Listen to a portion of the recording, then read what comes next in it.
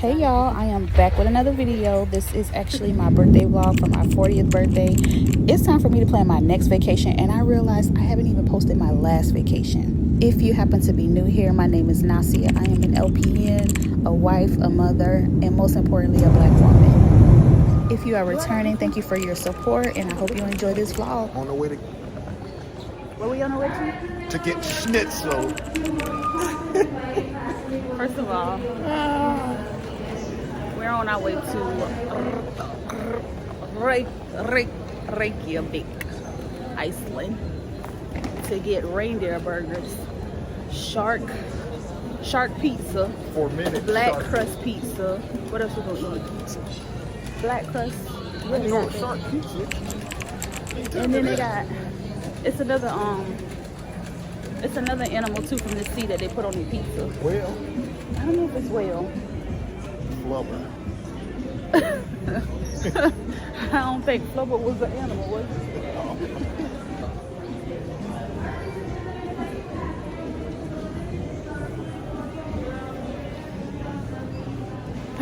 So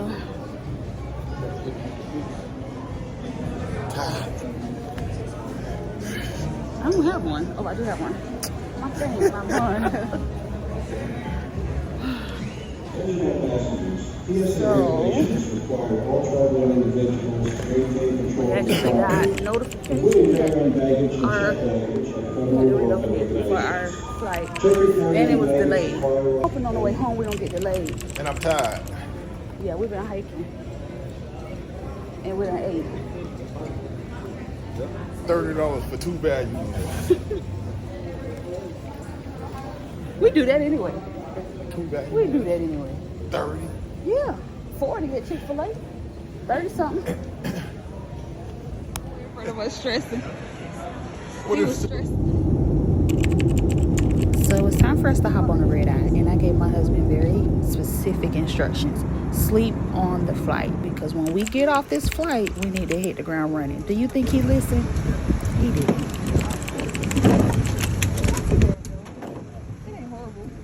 So I had done my research, and I knew that it was going to be extremely cold in Iceland. Even though it was the summertime, the weather was still going to be in the 50s and the low 60s with expected rain every day. Because we're from Florida and the weather is extremely different from what we're used to, we have been basically pumping our immune system with vitamin C and zinc days prior to us leaving, and I also packed airborne for us. Here you'll see once we arrive, they let us off on the tarmac, and they provide shuttles to bus you over to the actual airport.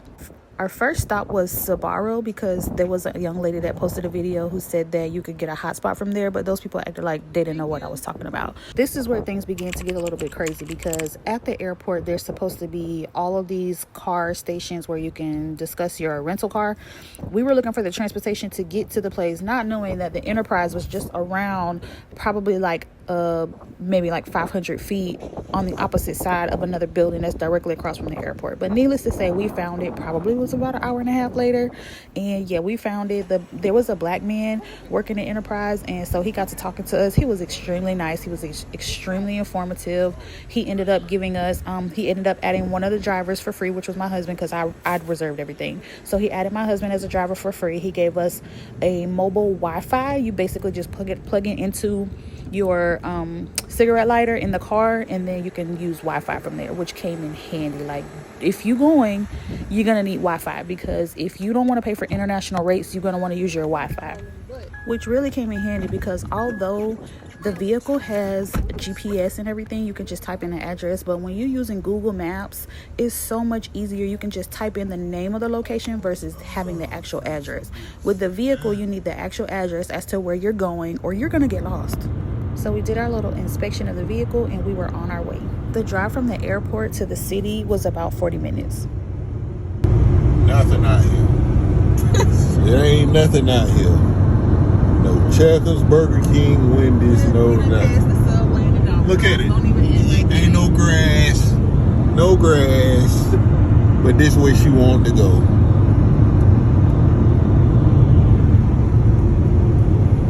In the Renegade. So as we were on our way to our hotel, we noticed the sign for KFC, and of course we wanted to stop and see what the actual food would be like in a different country. said she speak English. Languages. Oh, God damn. Now, let me just say that Iceland is an amazing place. It has been called one of the safest places to travel to, even recommended for solo travelers for women. However, the Icelandic people are not that friendly. Actually, I think I want to say helpful, because it's not that they're mean, but they're not going to say much of anything to you. The people that actually helped us on this trip were also from another country, so they were not Icelandic natives. We were sitting there struggling, trying to figure out the menu to switch it over to English, not realizing that the Australian flag was English. So after watching us struggle for about a minute or two, that gentleman did help us figure out how to put it into English.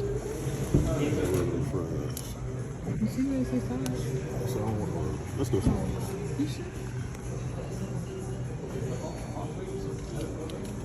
Get a kiss and we can just share it. We'll get something when we get there. We decided not to get anything from KFC, and we continued on our journey to our hotel in Reykjavik city. Once we arrived into the city, we went by our hotel, and it was a little bit too early for us to check in, so we decided to go by the mall, which was around the corner, literally like 5 minutes from our hotel. Yeah, and the mall was cute. Like, they have all these little stores. They had an Apple store, they had H&M, they had a Levi's store, they had a theater in the mall. We did end up getting pizza at this little place, like a brick oven place, and it was pretty good, but you can tell that their meat is just different. It was just the taste of their pork is very different from ours. So we ended up staying at the Hilton Nordica in Reykjavik. So remember when I mentioned that I told my husband to sleep on the airplane, and he didn't? So as soon as we got to the hotel, you know what he did? Went to sleep. So we didn't end up going out until like 10 o'clock at night. So I don't know exactly what it's called, but you know, like how we have daylight savings and the day is longer in the summer. Well, it's the same in Iceland, but they don't have much sunset in the summertime. They have like 4 or maybe 5 hours of sunset in the summer. It could be like midnight and it's still not completely dark. Everything pretty much closes around 8 o'clock in Iceland. Some stuff may stay open until about 10, but everything basically closes at 8. Notice here, they do not play about their pedestrians. The pedestrian has the absolute right of way.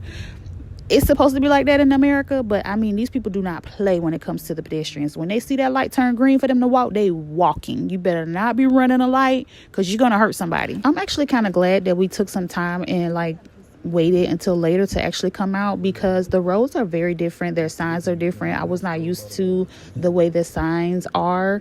There are not many lights, and then like there's not many places where you can actually U-turn. They have these roundabouts, and these roundabouts are very fast paced. You better know what you're doing. Like in America, in the roundabout, the outside lane has the right of way to like turn, but in Iceland, it's the inside lane that has the right of way. So if you're on the outside lane, you need to be paying a lot of attention to what the inside lane is doing. So finally, I saw something that looked familiar from what I had been researching online. So we stopped over there, took some pictures. I don't know what it's called, but it was a nice little view. When we left there, we went on a hunt for that little rainbow brick road.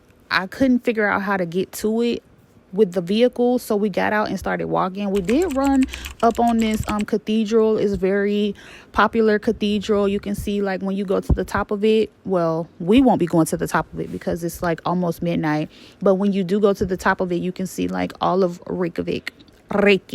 So I saw this little station where they had maps, and I decided to grab one because I kind of wanted to figure out where the little brick road was. After that, we spent about 15 minutes at the cathedral, and it began to sprinkle. So we decided to pack it up and head back to our hotel for the night. It was around 1 a.m. at this time.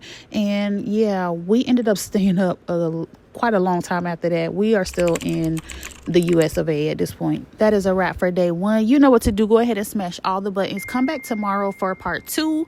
And